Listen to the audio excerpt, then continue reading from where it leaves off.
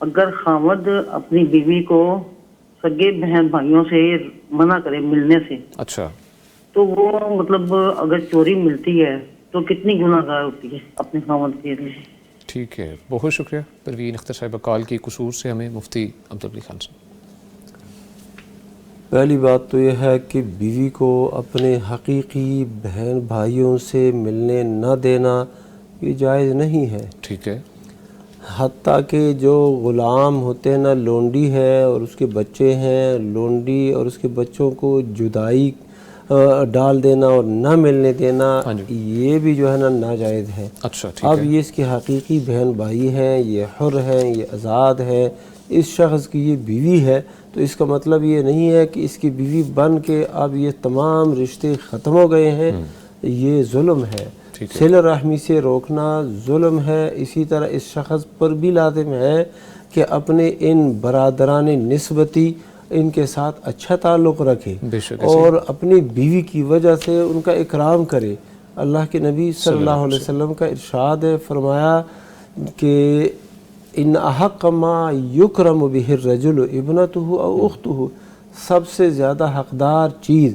جس کی وجہ سے بندے کا اکرام ہو، احترام ہو، اس کو عزت دی جائے، جی جی، وہ اس کی بیٹی ہے یا اس کی بہن ہے۔ ماشاءاللہ ماشاءاللہ، تو اب یعنی ایک شخص کی بہن آپ کے گھر میں ہے تو لازم ہے کہ اس کی اس بہن کی وجہ سے اس کی آپ عزت کرے، احترام کرے، ان کا اکرام کرے، ایک عزت کے ساتھ ان کے ساتھ پیش آ جائے۔ جی، یہ سسرالی رشتے ان کو نبھانا یہ بھی ایک حکم ہے اور ضروری ہے۔ بے شک ایک بات تو یہ ہے، ملنے نہیں دے رہا، ناجائز کر رہا ہے۔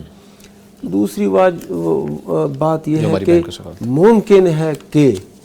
اس کے جو بھائی ہیں، بیوی کے جو بھائی ہیں، جی جی، وہ کوئی شر کرتے ہیں، جی، ان کی بیوی کو نہ برانگیختہ کرتے ہیں، ان کے خلاف کوئی ایسی باتیں کرتے ہیں جس کی وجہ سے یہ تکلیف محسوس کرتا ہے، پھر یہ کہتا ہے آپ نے ان کے ساتھ نہیں ملنا،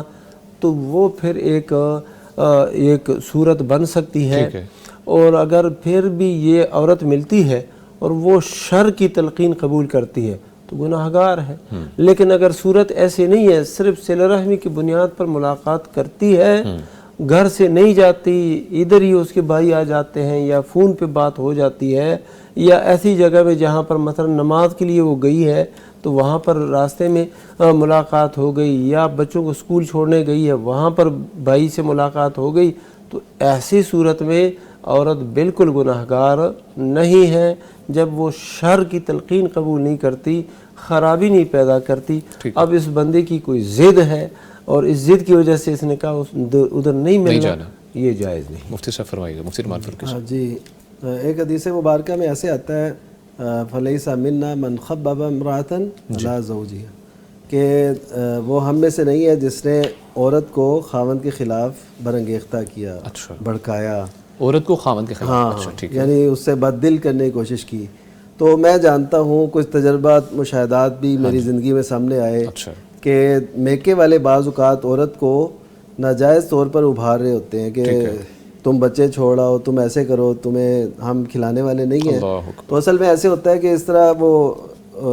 جو ہے نا عورت کی زندگی بھی تباہ ہوتی ہے